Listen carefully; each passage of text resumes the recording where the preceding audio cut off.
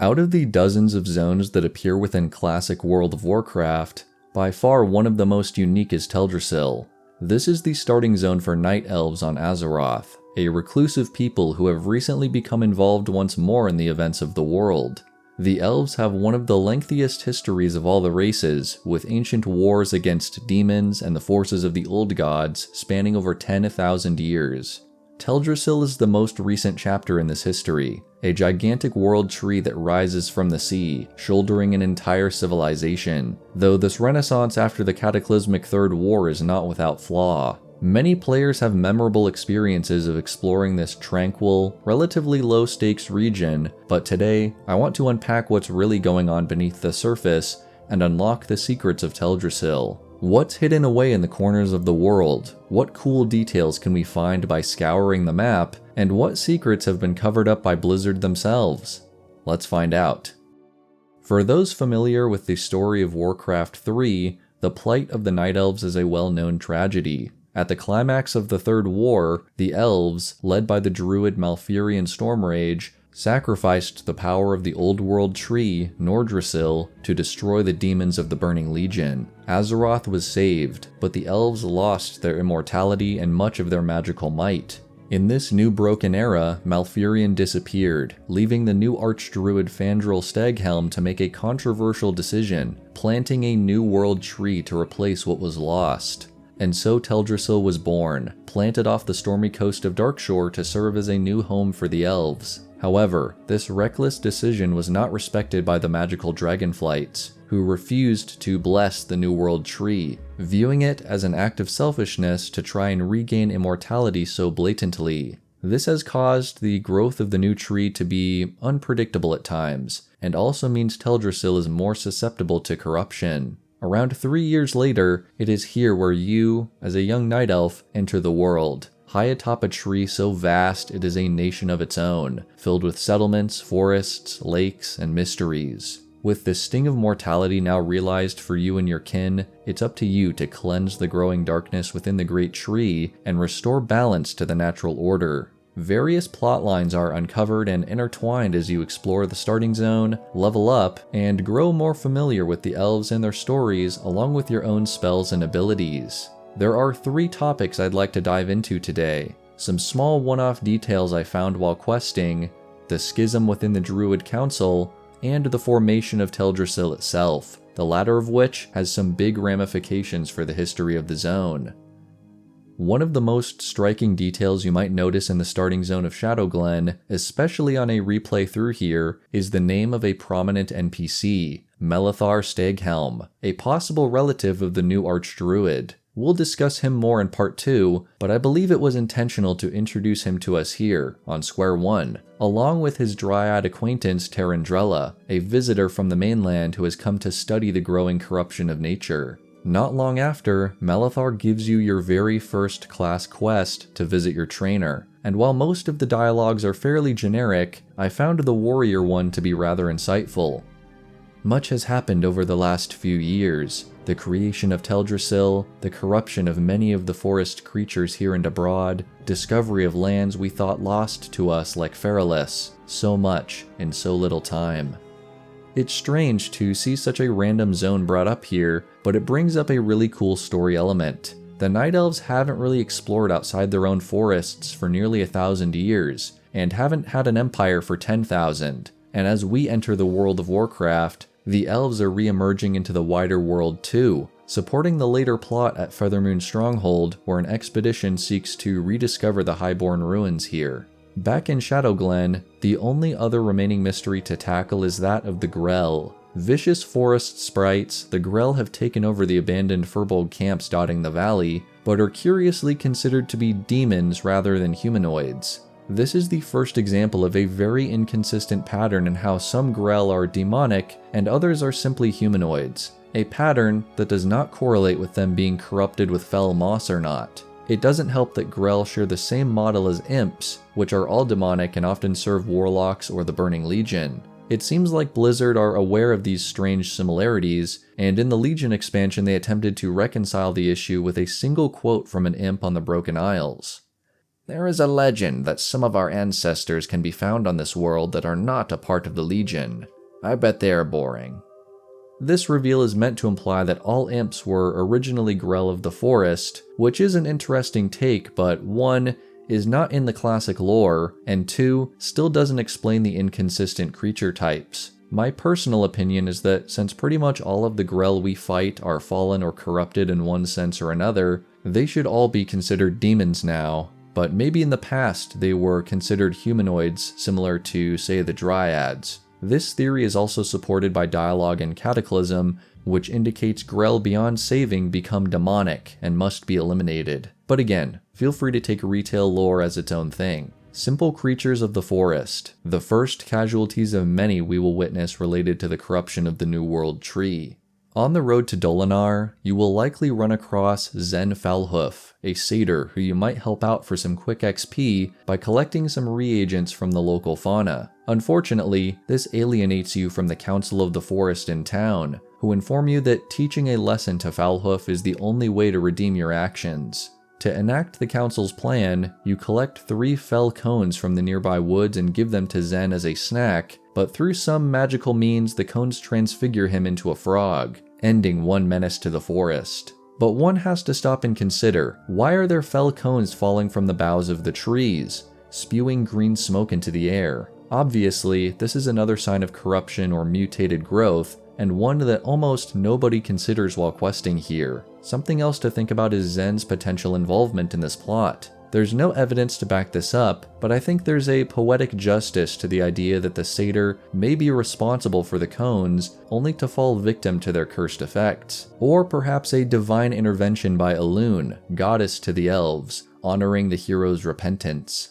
As you establish your new home within Dolinar, there are a variety of other mysteries and threats to deal with. The pillaging of Starbreeze village, feral timberlings that grow like tumors within the soil, and more Grell hiding in the depths of Fell Rock. All stories you are likely familiar with if you spent time leveling a Night Elf. Just outside of town, you'll likely run into Moon Priestess Amara, a mounted warrior defending the road from Furbolg. Though she appears to be a priestess of Elune, her quest text refers to her as Sentinel Amara Nightwalker, which could imply she once had this name before it was changed, or she could hold both titles. One of the coolest environmental details you might run across if you're adventurous enough is the reveal of Teldrassil as a massive tree. Sure, the intro cinematic and the quests tell us this, but you might not be able to fully comprehend it yet. Around the perimeter, there are multiple points where the bark of Teldrassil recedes, and you can actually walk out on a limb of the tree. A magical moment that I'm sure many players remember.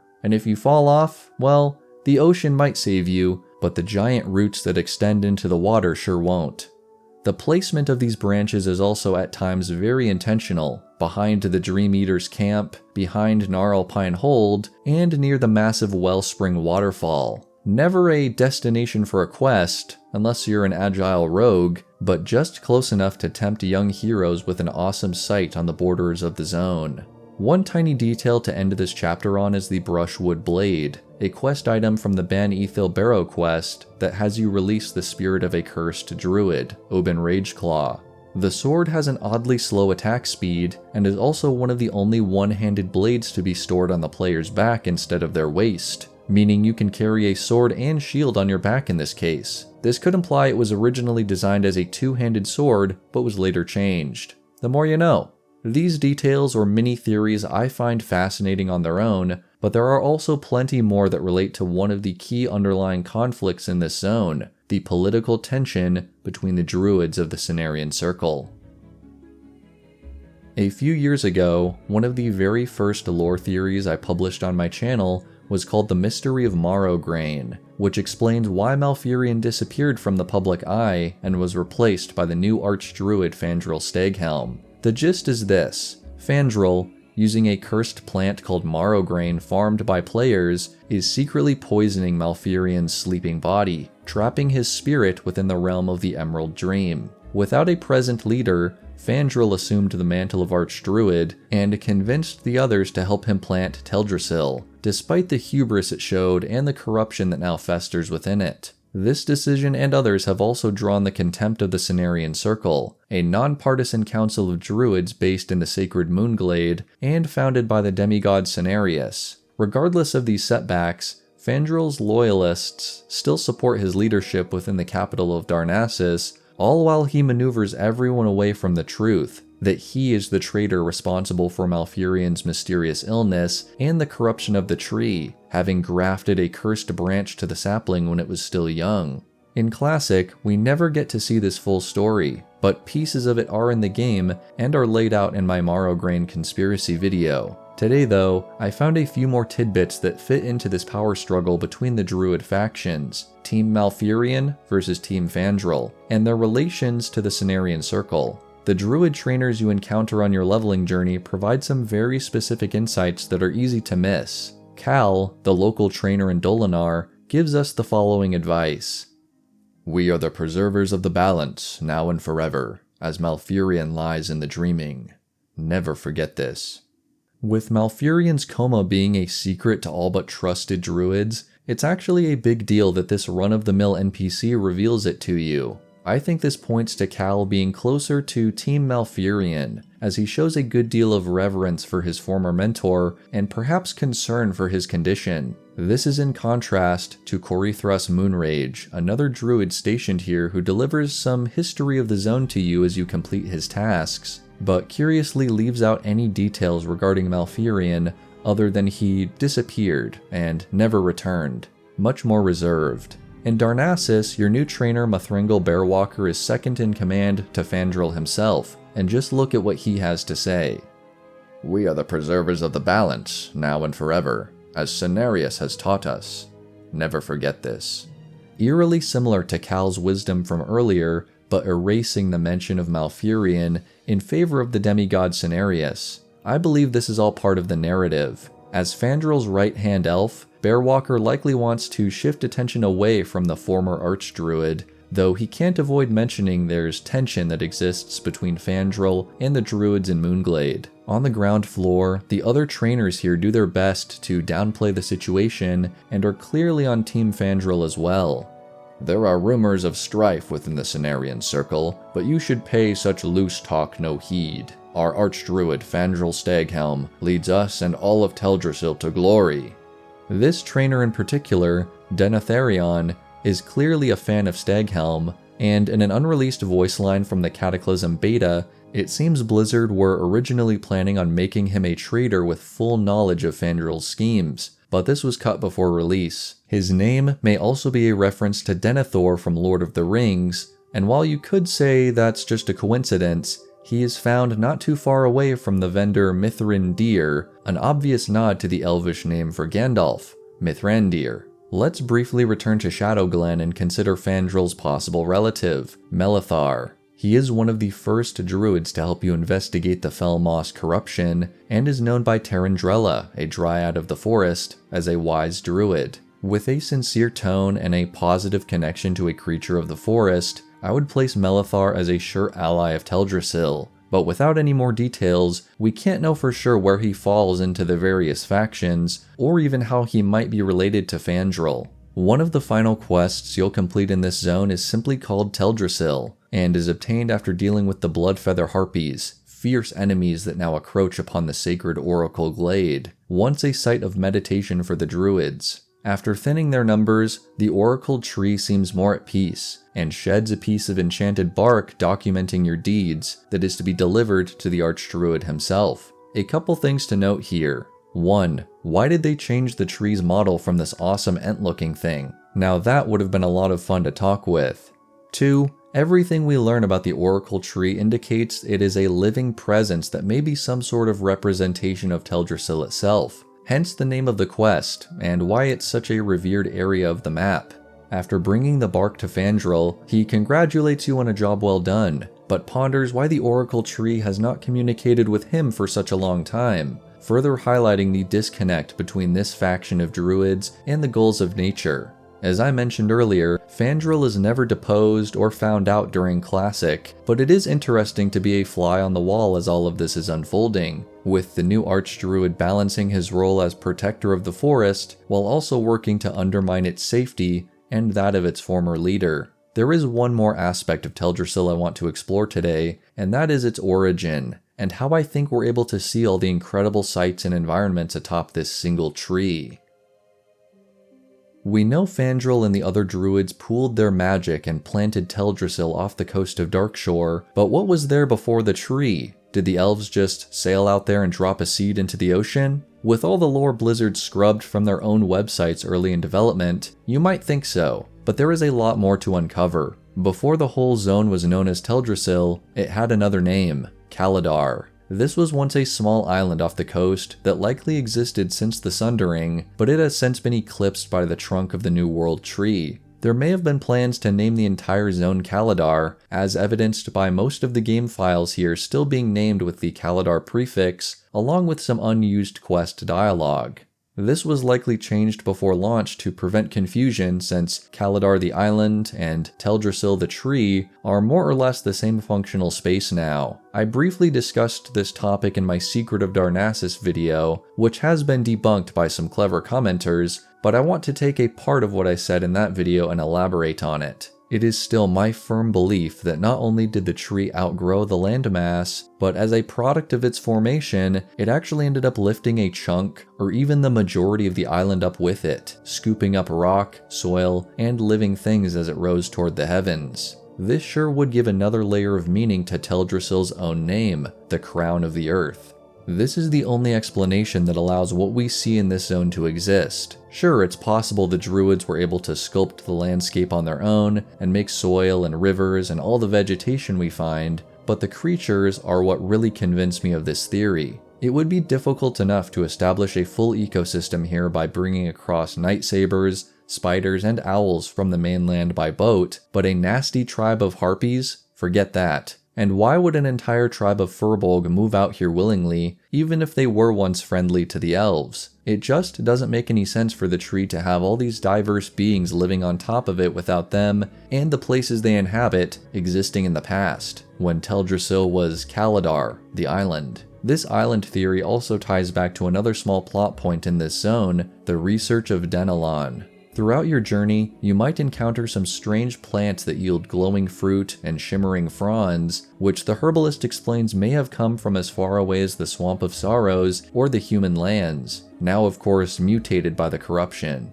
It makes much more sense for seeds to have been swept up from a land far away and washed up here when it was just an island, where the growing of Teldrassil carried them up into the new zone, and the magic of the druids accelerated their growth into more exotic forms. The one piece of this ecosystem that is still a bit of an unknown are the 4 satyr we encounter in our travels. It's possible they were here when the Night Elves claimed the island, perhaps stragglers that have dwelled here since the War of the Ancients. Or with Teldrassil not granting the same protections as a fully blessed tree, the satyr could have warped here somehow, or were maybe even aided by Fandral from the inside. In either case, Sethir the Ancient refers to his corner of the zone as his home, but doesn't give us an indication of how long that's been the case. Apart from the main corruption of Teldrassil, the satyr are some of the most demonic threats we deal with, and it's unsettling to see how they've infiltrated what is supposed to be the elves' safest bastion. For those curious or foolhardy enough to explore Teldrassil from sea level, as I once did, there is one more detail to be found. On the western shores, the massive roots of the tree still shelter a few remnants of land, with one small area hiding some abandoned Furbolg huts. Another hint that implies a tribe called this area home long before the tree was planted. Of course, the official story doesn't even include one mention of this place called Kalidar anymore, and the old WoW Town Hall site on the Wayback Machine is now the only way to view such forbidden knowledge. This theory can even explain the Ban Ethel Barrow Den that is central to the plot of the zone. This hollow is a sacred space for sleeping druids of the Talon, mystics who specialize in the forms of flight. Now, the default explanation would be that the barrow was constructed 3 or 4 years ago when the elves moved in, but what if, like every other barrow in the game, it is an ancient structure thousands of years old? With the island of Kalidar existing for potentially millennia, what better retreat would there be for the one group of druids who could fly out from the mainland to reach the island? Once a secluded margin of the elven nation, now its verdant heart, a former island containing thousands of years of history now enveloped within the massive tree. Nothing is certain, of course, but I really just felt like compiling all of these little hints, something else to think about when you progress through this zone. And with that, we arrive at the end of our journey for today. I hope you enjoyed hearing about the details I picked up on my recent playthrough, a fresh perspective on the politics of the Darnassian Druids, and a new way of looking at Teldrassil as a whole. The island theory fits so well into the rest of the lore, but I'm curious to see what you all think about it, along with my other theories, down in the comments. I'm so glad I was able to share these ideas with you all, and I hope for many more videos as we move into 2025. Thank you all so much for watching, and until next time, may the Force be with you.